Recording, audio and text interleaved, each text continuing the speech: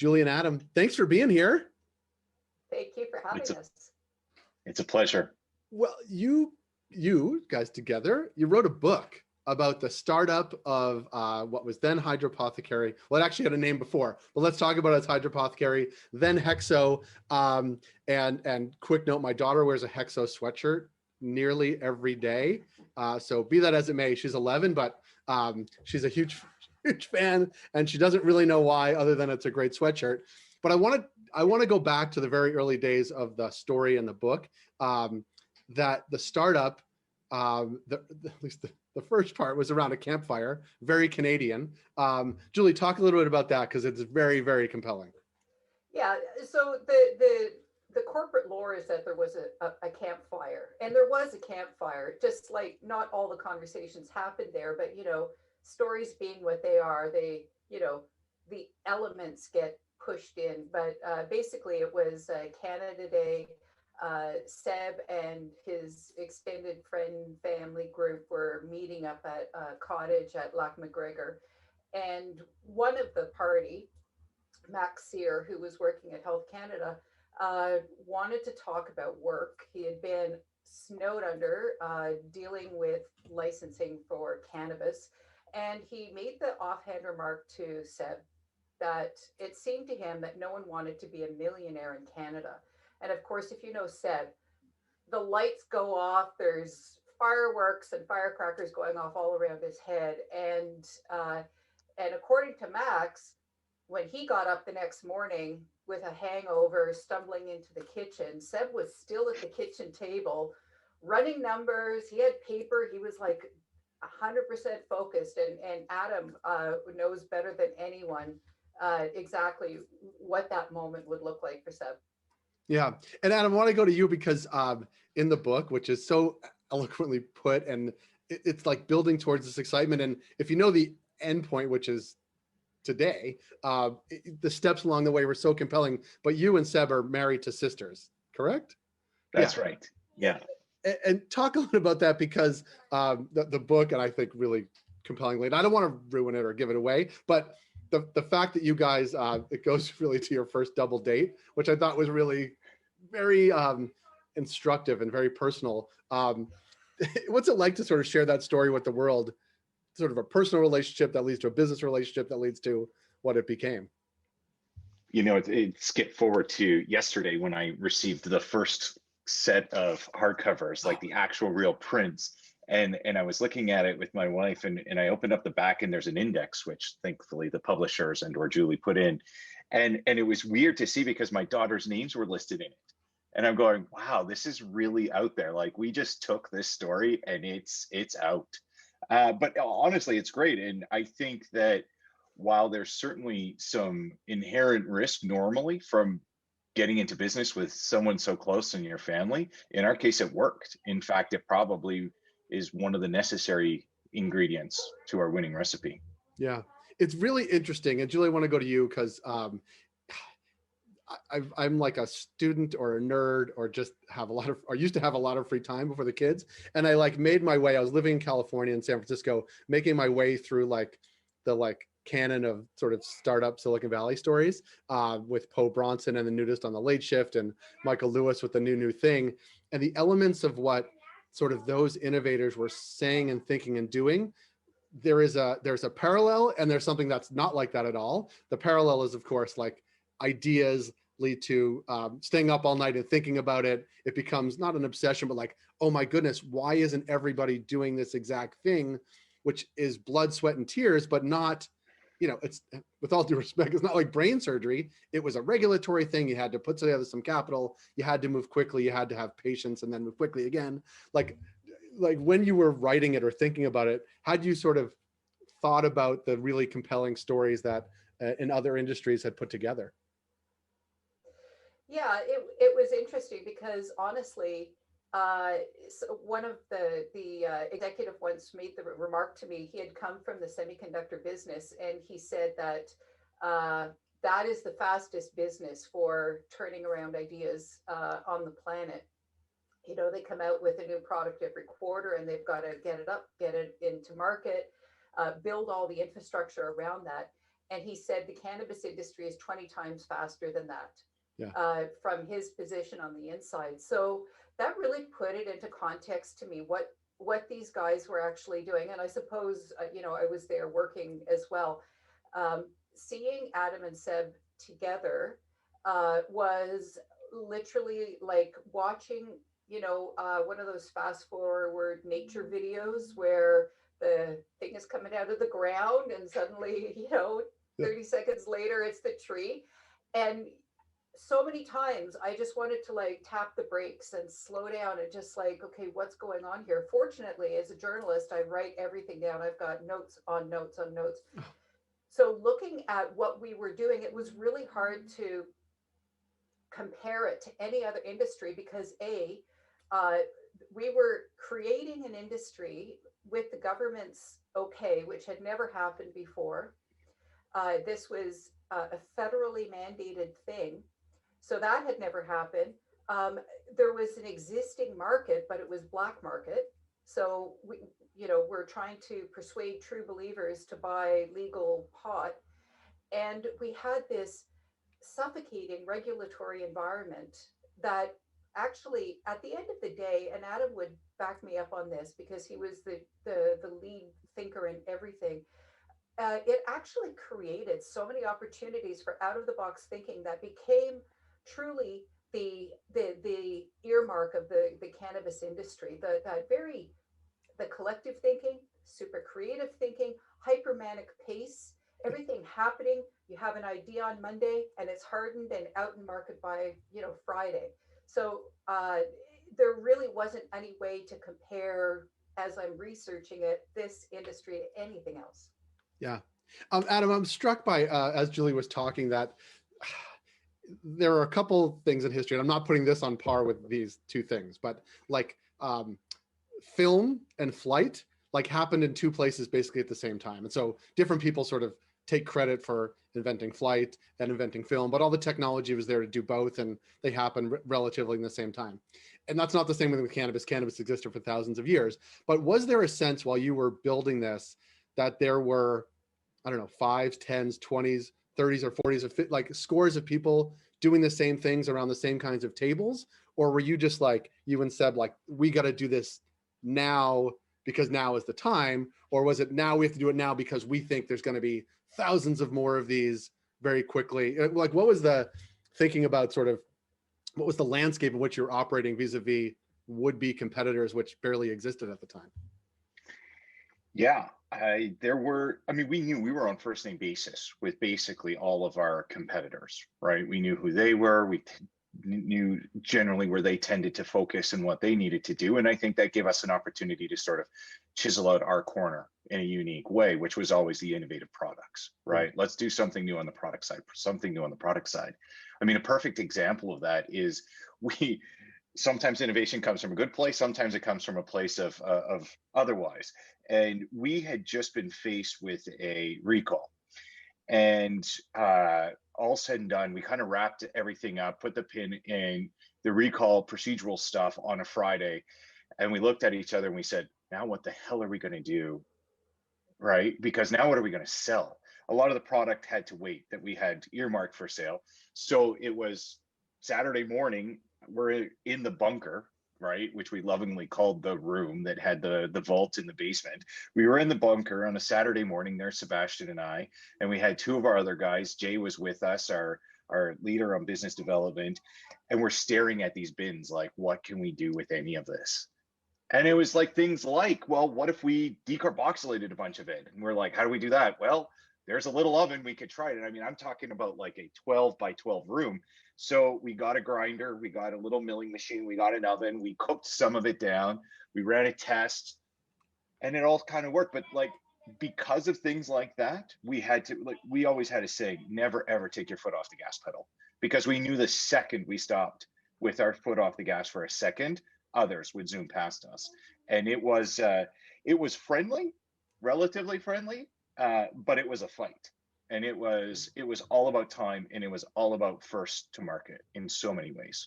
Yeah, it's so interesting because we see, it seems like a million years ago, not only because COVID is intertwined, but like legalization was 2018.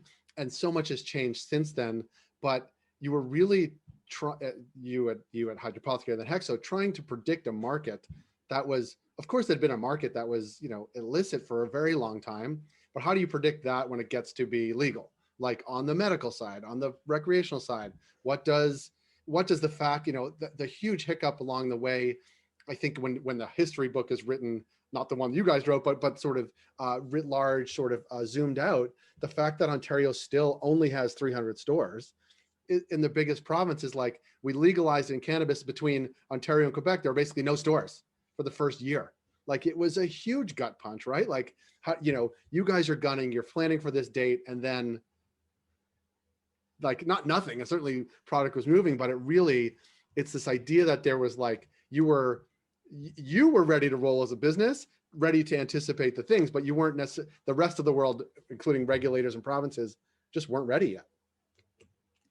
It's an interesting, like how did that, like Julie, from the writing part of it, like there's lots of blame to go around, like how the industry sort of developed, but it is this very compelling, hyper entrepreneurial thing.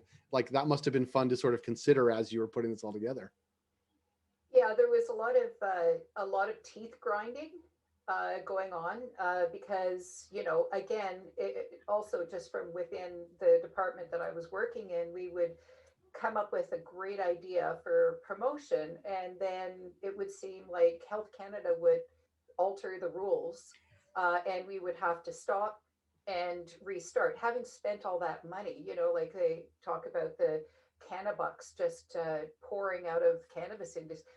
You know, a lot of it was like, dang, like we have to be thoughtful about where we spend our money. But yeah, it was putting the story together was really looking at the humanity behind it and the people and the drivers behind it and the energy behind it.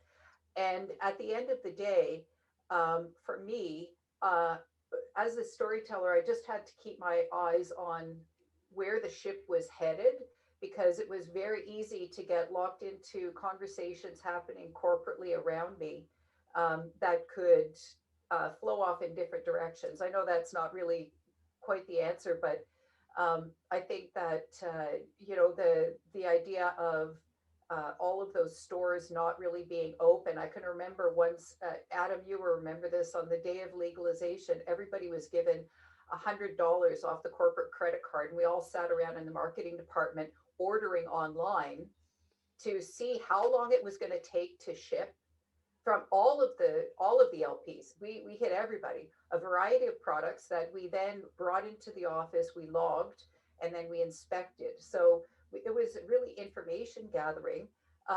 But the day itself was, there was a lot of anxiety about what those storefronts were going to be like, and what kind of access our consumers, who we assumed were all waiting around, were going to experience. Yeah. And it's funny because that seems like ancient history, not only because it was a couple years ago, but also because we've had this interim, I don't know, worldwide pause, I guess. But things have moved dramatically even since then, but so much more even over the past, you know, looking at it as like a 10-year chunk or a 15-year chunk, like it really is, the world has moved dramatically. And I guess I'd like to pose to you, Adam, because what we are seeing really rapidly, I don't know if they're looking at this, but countries mimicking Canada, right? Saying, you know, you could do this. You could start with a medical program on a path to an adult use program. The regulations in Canada are so strict, and Health Canada keeps a tight lid on it. Like, if you were talking to someone in, I don't know, like Germany right now, right, and saying, you know, you're going to see regulatory changes, here's how to think about going after it. Like, what are your advice? And it doesn't even need to be about cannabis, but like advice for entrepreneurs thinking about the next new thing. You know, the big advantage that we had as Hydropothecary by having our foot in the door as a medical company is that we had a lot of the operational stuff started to figure out. I can't tell you we had everything figured out, but we knew how to grow at scale. We learned about inputs. We learned about expectations on different seasons. I mean, that was a huge one for us. What plants to grow, what time of year. right? Because it doesn't matter what's inside the greenhouse. It sometimes matters just as much as what's outside. Mhm. So it's like, whether it's cannabis or anything else, get your foot in the door, start figuring out. I promise you it's different in reality than it is on paper or in plan. And if you have a shot at getting a foot in the door on one of these future emerging markets, take it and get in there and start figuring it out. Work with your regulators, right? We were never competitive with our regulators. There may have been some choice words behind closed doors, but what that meant was, in every interaction, it was, how do we work together? How do we help? How do we do this in a meaningful way? Because at the end of the day, we both want the same damn thing. We all wanted legal cannabis that was, that was free from the hands of kids and out of the hands of crime. And working together made a lot of sense for us in every which way. But honestly, get involved, figure it out, and just be ready. Yeah, get ready for the slings and arrows and bumps in the road. I mean, I guess, Julie, you were there from the earliest days, like, because you took good notes, you took great notes, which is a nice, great skill, but also a great habit. And mine are not great; they're sort of scattered all over my desk, like in a million different ways. But in your like, when you're thinking back to those days as it was starting up, could you have projected the height of it or where we are today? Like, was there a clear path? You're like, you know what? I bet 3 years from now we will be doing X. Was there ever sort of that thought in your mind? It's interesting because when you see Adam and Seb together, you really believe, Adam in particular, because I've spent literally months in terms of hours, talking to Adam, collaborating, interviewing, storytelling, like but when you spend any amount of time with him, you know that anything is possible. You feel like anything is possible. And he's a builder. That's what he does. And Seb is the guy who's like, yes, in this amount of time, this is going to happen. But he believes it so forcefully that you can't help but just go, oh, I guess we're going over there because Seb and Adam said, right? So although I didn't see $1 billion, I definitely knew that this company was going to win something. They were going to be winners at some aspect of this, because a couple of reasons: because of their amazing personalities, their intelligence, their skills, all the rest of it. But more than anything, they had put, like, I think $1.1 million of their friends and family money into it. And I remember Adam saying to me, if this fails, we don't have a couch to sleep on because no one will have us. Right. So they had to make it work. And it is a credit to their friends and family, who were the early investors, who saw that they would make it work. So I guess the short answer is that I believed in them, and whatever their vision was, I was all in. Yeah, definitely going to go there. Yeah. And Adam, just one last for you, because that is, of course, the inspiration of people who aren't you and Seb, right? You showed a leadership, you showed a vision, you were going after it and convinced people like Julie to come along with you for the ride, and people to give you money. But with all of that and riding on all that, and in this environment that was uncertain and you had to gun at it, like, certainly the uncertainty of what was the now and ahead. Like, how do you sort of personally deal with that uncertainty, or did you, knowing that like a lot was riding on this being successful? Like, a lot was riding on that license, a lot was riding, like, not just, oh, it's a business, because the business is one thing, but I am in business with my brother-in-law. I'm in business with my brother-in-law with lots of friends and family money. I'm in business with lots of my friends and family money and with my brother-in-law, and we're like on this crazy ride that there's no turning back. You were there, you were doing it, it was getting done. Like, how did you deal with that? I guess stress or anxiety, or just knowing that there was a lot on your shoulders? We spent an awful lot of time at Pubwells on Preston in Ottawa, blowing off some steam, let me tell you. And we would always lovingly refer to that as our second office, because, I remember Mina remarking, Seb and I worked so damn hard, just as Julie and everyone else, that, when we weren't working, we still wanted to hang out with each other and keep hanging out. And I'd say to Mina, okay, I got to go meet with Seb. And she kind of looked at me and she goes, You know, there was often a comment about more date nights with Sebastian than there ever was with my wife. And but you know, with jokes aside, that was a necessary thing. In fact, whenever we weren't spending enough time together, we made a point to do that, to really make sure that we remained on the same page, that we were thinking the same things, and that we were, you know, that we were there for each other. But if I can jump back quickly to the earlier question, you know, the amount of times I heard Sebastian say to people, potential investors, back in 2013 and then again through 2014, saying we have a real shot at becoming $1 billion company. And he would often use we have a 5% shot at becoming $1 billion company. Now, of course, the numbers were way wrong, but the spirit was bang on, and he nailed it. And he said that from day one. And keep in mind, visually, what we're talking about here, people would come to my house, which was a semi-detached row house in where Little Italy meets Chinatown. They would walk down a flight of stairs that no one should ever have to walk down and would pass the building code these days. And with a 5'7" ceiling where basically everyone had to crouch on cemented floors that I had put some gym mats down on top of with 2 IKEA desks right beside each other, about 150 square feet. We would say to people, this business we're asking you to invest in has a 5% chance of becoming $1 billion company. It was an absurd premise, but it was true. And, you know, his certainty and his confidence carried us many, many times. You know, this is a good time to usually insert the analogy about parents in the rowboat in the middle of the ocean. But I remember firsthand on my side, a couple. There was one in particular where we were just having troubles and everything wasn't working. There was indefinite delays on licensing, more cost control issues, you name it.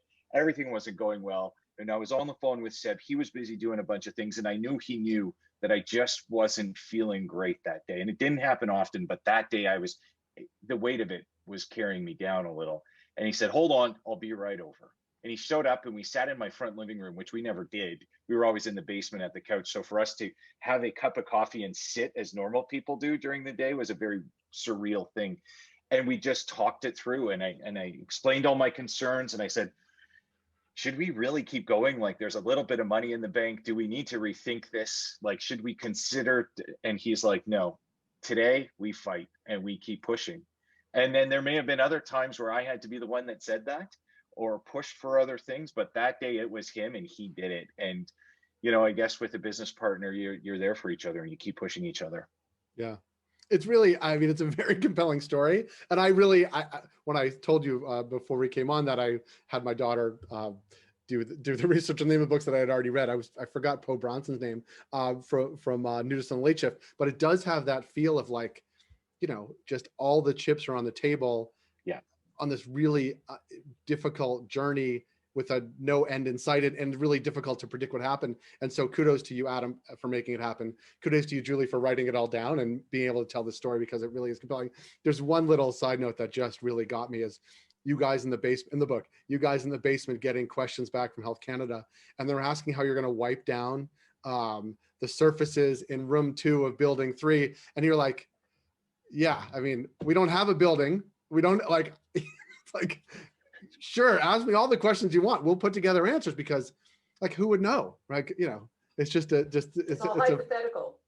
Right. But I love that part was like, you know, you could see that you could just be in that room and be like, yeah, I mean, sure. We'll tell you exactly what materials we're going to rub, you know, how we're going to do it, when we're going to do it, what the materials on the countertop are going to be like. And it's just, you know, and you look at it now, and not that it's turnkey when anybody's doing this, but there are, you know, 300 companies that have done it before. There are experts who've done it, but you know, the seeds of the experts today were really you and Seb in the basement, not making it up. That's not what I mean, but like doing this hypothetical, you know, analysis for Health Canada. Yeah. What is an SSOP?